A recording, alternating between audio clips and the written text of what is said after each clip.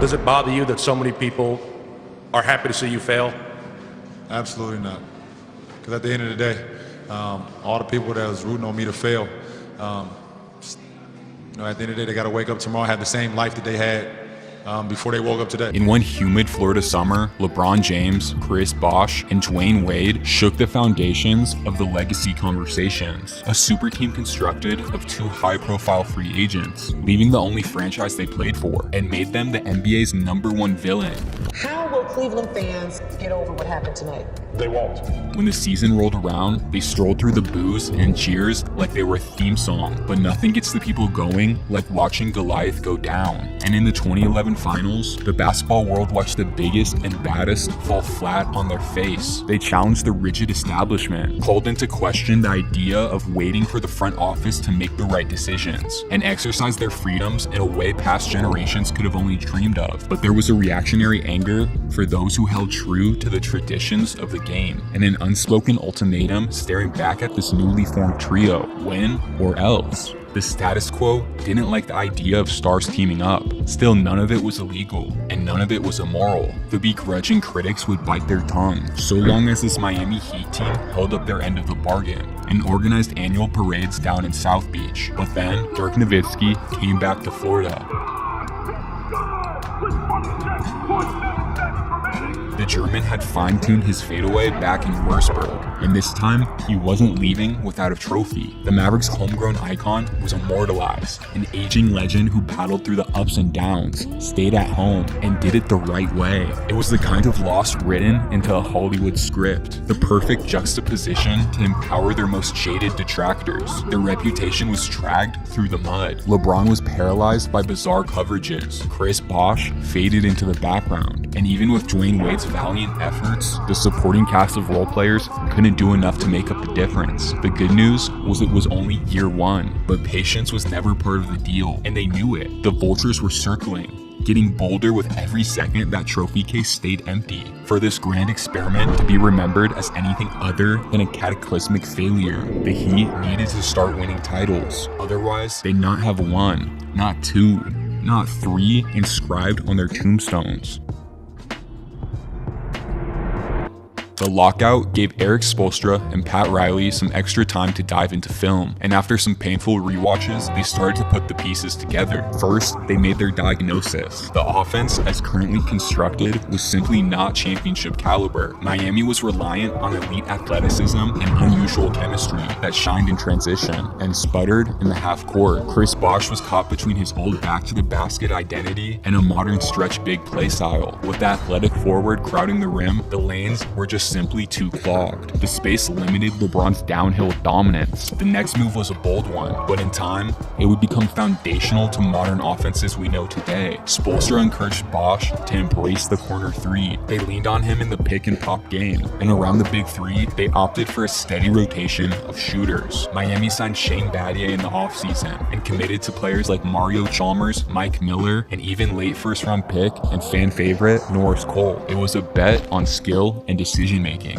an effort to widen the court. The results were immediately apparent. Defenses couldn't rotate over on LeBron's drives without giving up an open three, and to make the matchup even more daunting, the Heat were done abiding by positional constraints with the King. He was listed as a small forward on the roster, but on the court, he made all the decisions, initiated all the actions, and led the drive and kick efforts that would come to define the offense. It was a match made in heaven, the perfect setup to fully weaponize the force of nature that was a young LeBron James.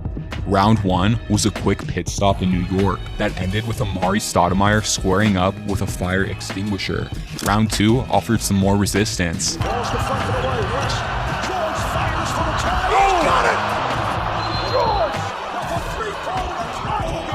A bunch of young, scrappy, up-and-comers in Indiana pushed Miami to 6 games. They ran out of gas at the end, but it was something to take note of, a series to rewatch in the offseason in order to prepare for the future. But the final hurdle was waiting in round 3. LeBron's familiar nemesis, the league's preeminent blue blood, a spiritually insulated domain fueled by the dark magic of one ancient leprechaun, the Boston Celtics. It had been 4 years since Kevin Garnett gave the Garden his famous one-sentence serenade, but the team didn't look all that different. Paul Pierce was living on the wing, tormenting defenders with exaggerated jab steps. Ray Allen was rising into quick trigger 3 balls that hardly hit the rim, and the big ticket was making the deepest 2s look automatic. Sure, they had all slowed down a step or so, but now Rajon Rondo was entering his prime. To make matters worse, Chris Bosh was still dealing with a lower abdominal injury, and he wouldn't be back until Game 5 at the earliest. Still, they had Batman and Robin, and in Game 1 they ran past Boston and followed it up with a highlight reel of clutch plays to secure an overtime win in Game 2. Even after the Celtics' 10-point win in Game 3, the vibes were high in Southern Florida. Boston's blood was coursing with championship DNA. Of course, they were going to rally on their home court, but teams that go up 2-0 in a series win 92.7% of the time. Then in Game 4, overtime was necessary once again, and this time, LeBron fouled out early into the extra period. They held on though, fought valiantly enough to have a shot to win it at the buzzer, but Dwyane Wade's 3 rimmed out, and angst had crept into the picture.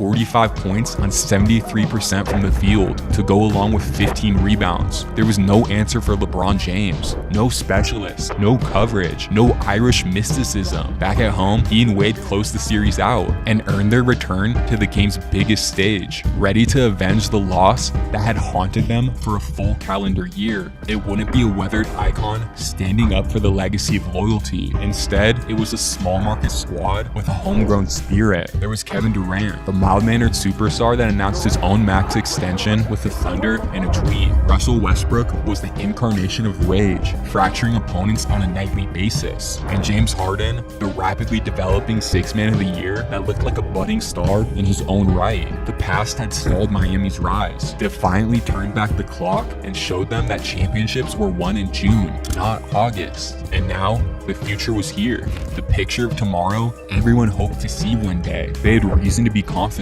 but they also had reason to be nervous. And in Game 1, we saw why. Durant poured in 36 points on 12 for 20 from the field. Westbrook added 27 points and 11 assists in front of a nuclear, loud city crowd. They took Game 1, and the morning talk shows ran with it. Talks of deja vu, segments on the torch passing over Miami, discussions of whether Wade was still Wade, if LeBron would ever really be LeBron, if Bosh was capable of giving them what they needed. Miami enjoyed the best regular season the franchise ever had, racing out to 66 wins with a staggering 27-game win streak right in the middle of it when the playoffs came around and they breezed past the first 2 rounds. But in the conference finals, that scrappy squad from a year ago was waiting. The Pacers were still rough, still tough, and now more skilled and intelligent than ever before. They had all the makings of a playoff riser, and so far, they looked the part.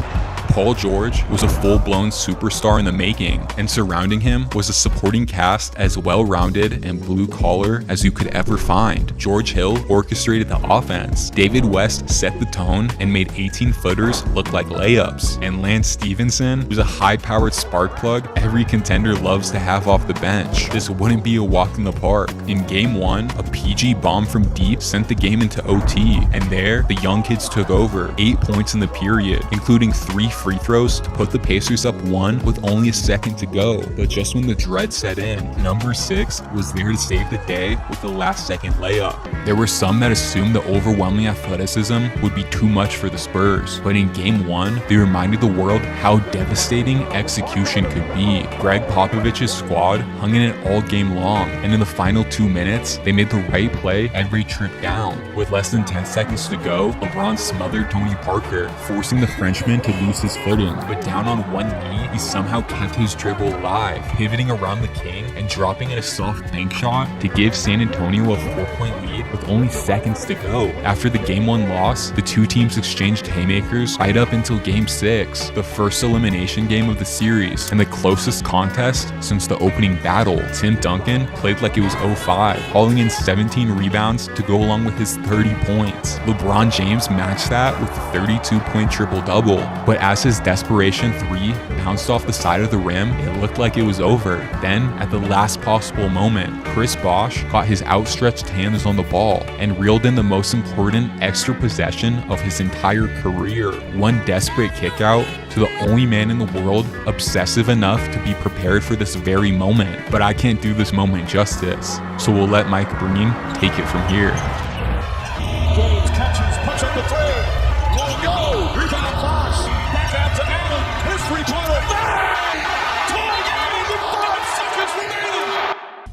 That iconic shot set up one final showdown in South Beach. Miami came out firing with everyone from Wade to Battier knocking down their looks, but San Antonio simply wouldn't go away. The eternal dynasty had waited too long for another championship. They weren't letting this one slip through their fingers. The Heat were going to have to fight for an entire 48 minutes, but these weren't the same Heat that unraveled under the pressure in 2011. They bled, they bent, they'd been mocked, picked apart, buried, and now, in their final hour, they were unbreakable. A mature batch of gladiators who knew how to ebb and flow with the game, and in the pivotal moments, they didn't wilt. Every Spurs run was answered, every clutch bucket was negated. Finally, with just over 25 seconds on the clock, LeBron stepped into a deep midi and drove in that final dagger. The trophy was wheeled back out, the confetti rained down from the ceiling, and the audacious critics had to swallow the narratives. They weren't failures anymore, and they were no longer one-time champions. The Miami Heat were the 12th team in the history of the game to repeat. There were no more holes to poke in the resume. It was a journey of adjustments, a turbulent trial of blocking out the noise and growing obsessed with the internal details. And no matter how talented a team is, that's no easy thing to pull off. They suffered the most public failure a super team's endured and lived with the consequences of it for an entire summer, but they showed back up the next year and the year after that. They were better, smarter, tougher, and in a weird way, more confident. It's natural to sulk in the moment after disappointment, but so long as you're still walking, you're still in the fight. Those 2011 finals will live forever in the halls of basketball history, but right beside them will be 2012 and 2013. Both those years from now until the end of time will belong to the Miami Heat. Champions fail just like the rest of us, but they leave their shortcomings in the past and work tirelessly towards the future they want to see, because at the end of the day, people always remember the response more than the fall. What they built down in South Beach wasn't just a super team, a reminder that greatness doesn't arrive fully formed, it's forged. And as the world looked on, eager to relish in the monumental fall of a towering giant, they learned how to stand tall and let the wind dance off their shoulders. Critics are only critics. It's the man in the arena who really counts.